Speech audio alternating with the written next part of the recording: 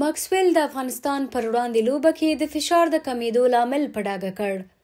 اسټرالیایي الراونډر ګلین ماکسویل په نړیوال جام کې د افغانستان پر وړاندې په یوې سختې لوبه کې د خپلې لوبډلې د فشار د کمیدو او لوبې ګټلو لامل په ډاګه کړی.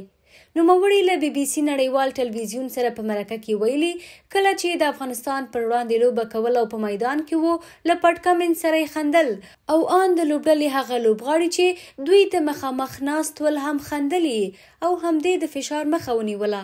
داسې احساس مې نه کاوه چې فشار د اضافه شوی وي.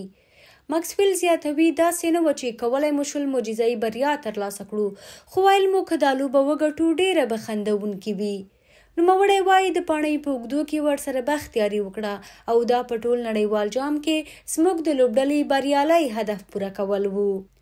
دا په داسې حال کې ده چې د تیر نړیوال جام پر مهال د افغانستان پر وړاندې په یوه سخته لوبه کې د استرالیا په ټوله لوبډله کې ډېرې او معجزه‌ایي منډې ماکسویل وکړې چې خپله لوبډله یې پرې هم بریا ته ورسوله.